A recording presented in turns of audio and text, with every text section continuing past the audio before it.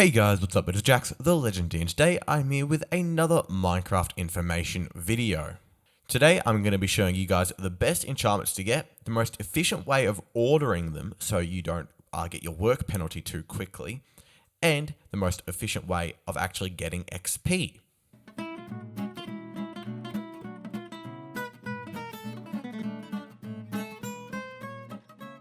So let's start off this video with the first thing you need to enchant: experience and lapis. Now lapis is pretty easy to get. You can just get this in the mines and you don't need too much to enchant.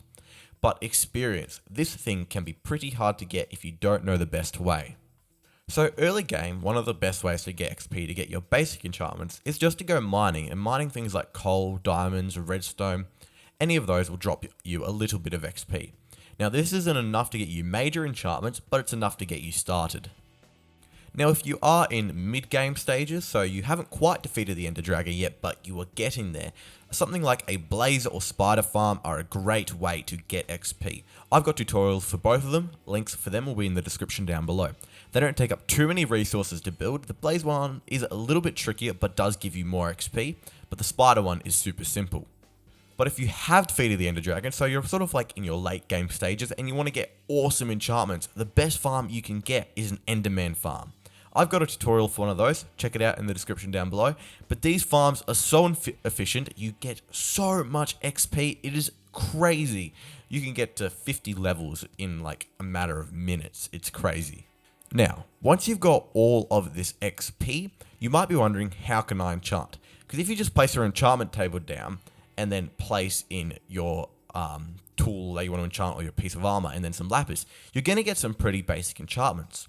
So the way you level these up is by placing bookshelves one block away from the enchantment table like this. Now the maximum number of bookshelves that you need are 15. Any more than that, they won't actually level up your enchantments anymore, but you can add more if you want to.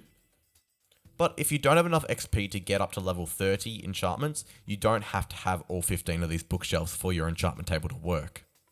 Now, there are three main ways to get enchantment books and enchants. There are loads of others like fishing, but those are reasonably rare, so these are the three most used ways to enchant your stuff. The first one being just chucking your tool into your enchantment table and hoping for the best. Now, this is great early game if you just want to get some quick enchantments, but if you want to get that dream pickaxe of yours, sometimes this can be a little bit risky, because you might get something that you don't want, like Silk Touch. Now Silk Touch is great, but it's not great if you already have a Silk Touch pickaxe. So that's where, using the enchantment table, you put books in instead. This allows you to go through books and then later on apply them to your tool of choice or your armor. This way you can also combine it to make sure you put them on in the right order. I'll be talking about the ordering later on. But if you are looking for a specific enchantment like Mending or Silk Touch, there's a third way. Now this third way is super useful. That's using villages. Now librarian villages have a chance of giving you the Silk Touch or Mending book. There are loads of other books you can get as well, but those are the main ones. And you can get them for as cheap as 1 emerald and 1 book. That is crazy cheap. Now, once you have these books, if you did decide to go for the book method, you do have to use an anvil to apply them and not an enchantment table like this. Now, the best order to place these in can be a little bit difficult to work out, so I like to use a special tool. This tool allows you to put in your your item that you want to enchant and all the enchants you want to put on it, and then it'll work out the best order to put them in. The link for this tool will be in the description down below. Now, when using this tool, or even just when applying enchants in an anvil, you'll notice certain enchantments don't go together. For example, you can only have one type of protection. So fire protection and blast protection cannot be on the same piece of armor. Fire protection and regular protection can't either. So that's why the best protection is just regular, because it gives you the most overall value. Also, things like smite and sharpness don't go together because they both affect the damage, as well as Bane of Arthropods and sharpness and so on. So normally, unless it's a special grinding sword for, say, the undead, then you want to use smite. You want to stick to things like sharpness and protection, like those overall enchantments. Another one to be aware of is infinity and mending. On a bow, these two don't go together, so you need to make the choice of whether you want to make a new bow every time it breaks or repair it, or if you want to go out and get arrows. Personally, I like to keep mending on my bow and just keep a stack of arrows or 2 stacks of arrows with me, but some people prefer it the other way. Before we get fully into enchanting, before we start enchanting right away, you've got your XP, you understand how to do it, but you don't know what enchantments to go with. So some things that I would recommend adding straight away is unbreaking and mending. Now you might want to add these in a different order depending on what the tool recommends, but those two are crucial on almost every piece of armor other than the bow, which I mentioned early, because that allows your armor to basically not break by durability because it can mend every time you get a bit of XP, and unbreaking allows you to go a longer time without needing to mend it. Now on things like your armor, I recommend you try to get protection 4 on all of it, and on things like your tools, you want to get efficiency 5, and then swords and weapons, you want sharpness.